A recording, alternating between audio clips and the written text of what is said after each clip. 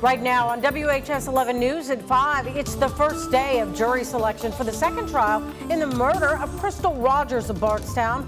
Dozens of jurors being questioned in Bowling Green, Kentucky. Live in just a few minutes, Louisville Mayor Craig Greenberg. Will he get the millions he needs for a new firehouse and development investments for the South End in West Louisville? The Metro Council votes on that big budget this week. Plus, another heat index over 100 today. Local firefighters have already been battling big fires in the heat since the weekend. And he's back with us live at 5:30, the most accurate legal analyst in town on the Crystal Rogers case so far. Louisville attorney Nick Mudd correctly called many of the key points in the first trial. This time, will Brooks Houck walk free or head to prison?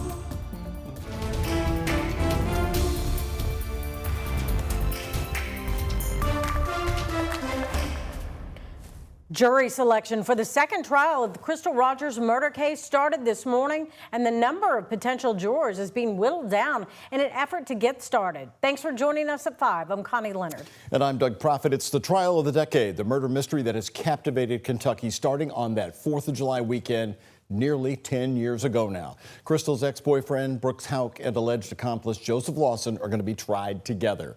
WHS 11 Shay McAllister is back covering the second trial. And Shay, you described a sea of pink in that courtroom today. What's the very latest at this hour? How are they doing on the jury selection? Well, in just 10 minutes, we will have our jury in this second trial in the Crystal Rogers case. Right as we speak at this moment, the attorneys are doing their final juror strikes, narrowing down what became a pool of 39 down to just 15. And then, of course, ultimately, it will be only 12 who head into that deliberation room. With this timing, we assume that this jury will be seated by the end of the day today. Opening statements will be kicking off day one of the trial first thing tomorrow morning. Jury selection is taking a little longer during this trial than Steve Lawson's. What stood out to you in this questioning? Connie, this jury selection process has been completely different, much more thorough. Case right off the bat, they separated this pool of jurors into 4 different groups.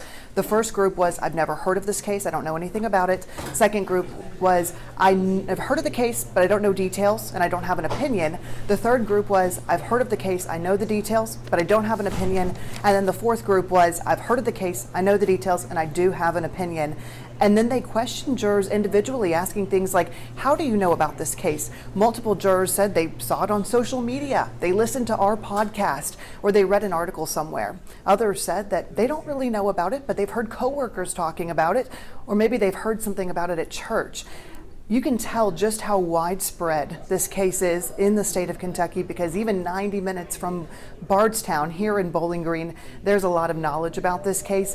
And the judge and the attorneys wanted to know, what do you know, and can you still be fair and impartial? That was what most of this day was spent determining.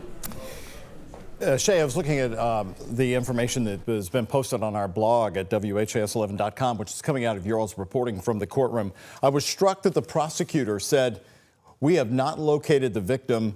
This is what we call a no-body homicide. Is that the first time we've heard that so clearly from the prosecutor? That would mean all those FBI searches of properties and homes really turned up nothing? We're hearing it that clearly, Doug. He used it as a question to the jurors, saying, are you okay with circumstantial evidence? Can you find someone guilty of murder without knowing where the victim is? So that tells us they don't have a body. They don't know where the body is. They made it a point to make sure if any jurors were not okay with that and wouldn't be able to convict on that, they were marking down their numbers. But that has been such a big question over the years. Every time the FBI did a search, they said they found items of interest. We always wondered exactly what that was. Could it have been a weapon? Could it have been a piece of clothing? Could it have been part of Crystal's body? Now we definitely have a little bit more of an answer there. And Doug and Connie, we anticipate that will be a lot of this trial, filling in gaps on things that many people have had questions about, or maybe even suspicions. Now we're getting answers. All right, quite the big amount of information coming out of even the jury selections and the questions today. Thank you very much, Shay. And now we turn to Bardstown, where the search for answers all started nearly 10 years ago to the day. Well, that community is rallying around the Ballard family from afar tonight. Our Isaiah Kim Martinez and senior photojournalist Alyssa Newton talked to a former lead detective in the case who spent years looking through tips to find Crystal Rogers. Our Sky 11 drone flies over Bardstown this hot summer day, the day this town has waited nearly 10 years for, now keeping up with every update from the trial of Brooks Houck and Joseph Lawson, an hour and a half away from Bowling Green. What does it mean to have a chief suspect on trial? I mean, it's obviously huge. Jody Gilliland is a former lead detective locally in the Crystal Rogers case before the FBI officially took it over. So they've charged him, but now we got to prove it, and you only get one shot at it. For 2 years, he helped sift through the many tips sent to the sheriff's office. Now he, like so many in Bardstown, have put up the famous pink signs. I put some more. Prayers for Crystal. I feel nervous. I'm antsy. I mean, a lot of us, we just want the truth. We want to know what happened. Gilliland, now a real estate broker, is showing his support for the family from afar. That's my way of doing it now. I can't do it from the law enforcement side anymore, so that's kind of what I do to keep everybody in mind of we lost some good people. Coming up, we hear from a former Bardstown councilwoman who was in office when Crystal Rogers was reported missing. For now in Bardstown, Isaiah Kim Martinez, WHAS 11 on your side. We've got a lot more to bring you each evening. The latest updates that happen throughout the trial in Bowling Green throughout the day. Just download the free WHAS 11 Plus app. Our legal analyst, Nick Mudd, will be joining us nightly at 9 p.m. again on our app to break down key moments. He'll be live in our studio also in just a few minutes at 5:30. You can download our free WHAS 11 Plus app on your TV and then watch for free. Well, around the newsroom, we've been asking each other how we've been keeping cool out there. Fans. We've got fans going around here just to blow any kind of air around. And Julie Martin is joining us. She is filling in for Mallory Snell right now. And Julie, what was the heat index today? Yeah, well, currently, Doug, it's 106, so I see why you had the fans out. It is a really oppressive heat out there. We're actually under a heat advisory until Wednesday evening, and that could even roll into Thursday for that matter. But currently, the temperatures are just about at 100 degrees in downtown Louisville. Taking a look at what we have a weather impact alert through Thursday. That would be the heat and the humidity. Those will be with us, our friends there. And then we are going to need to stay very hydrated and try to stay cool as possible. And it's not just us, it's really the eastern half of the U.S. If you look at this map, you notice all the 90s here, and we are right in the middle of it. So this is affecting millions of people across the U.S. right now, including in Kentuckiana. Taking a look at our current temperatures, as I mentioned, 100 downtown, 96 at the airport. We've got 95 in Lanesville, 95 in Sellersburg, and even in Indiana looking at mid-90s. And that will be the case, as I mentioned, over the next few days. Our highs over the next few days look like this. We'll see 96 degrees on both Wednesday and Thursday, and then we'll start to see a bit of a back off. I'll detail that in your full forecast coming up in just a moment. All right, looking forward to it. Thanks, Julie. Rescue crews continue searching for a young teen who went missing in the Ohio River last night. The family shared his name with us. His name is Derek Saunders Jr., and he is 13 years old. Metro Police were called to the Greenwood boat ramp around 8:30 last night, where witnesses told them a teenage boy swimming with friends went underwater and never came back up.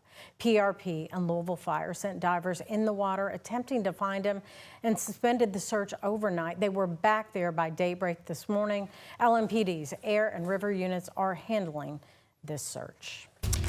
The other top story, a massive budget is up for vote by Louisville Metro Council on Thursday, and Louisville Mayor Craig Greenberg is going down to the wire, pushing for his priorities.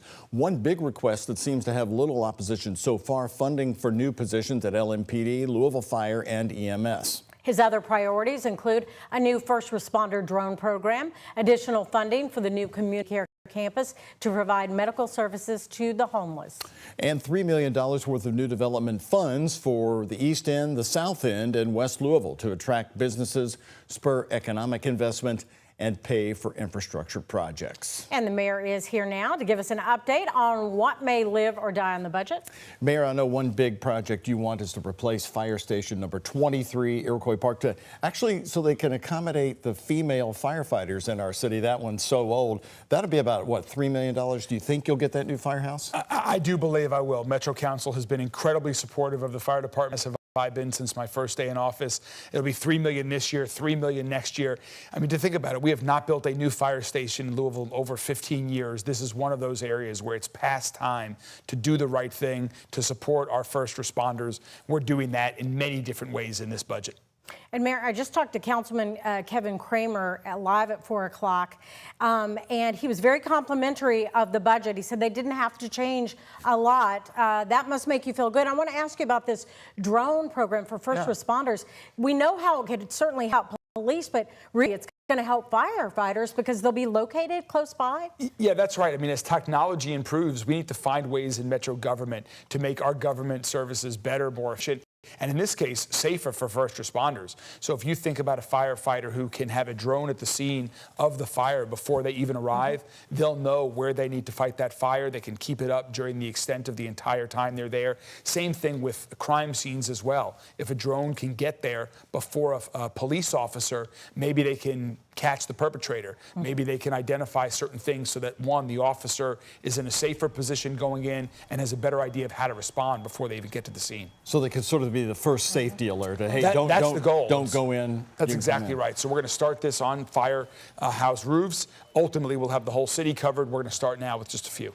Well, $3 million for development funds. That caught my eye because you're looking at the development funds to go to the East End, the South End, the West End. Of course, the big criticism of Louisville's always been the East End gets everything. So what do you want this money to do? Will it actually open businesses? How would that work? Well, Doug, I am so proud of some of the positive momentum we have going on all across the entire city. And one of the areas we have positive momentum is in job growth. We created over 5,000 jobs last year.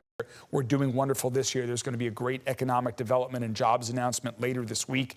And we want to keep that going. Of course, there's a lot in this budget for downtown, which is critically important. That is everyone's neighborhood. But every corner of the city, every corner of this county needs to also have that support. So in the East End, we need to support the development of more infrastructure to accommodate their growth. In the South End, we're looking for more restaurants and retail along Dixie Highway and some of the other corridors. In the West End, we're looking to continue our improvement to parks and other public spaces to improve the infrastructure there so that truly every corner of the city has good paying job opportunities.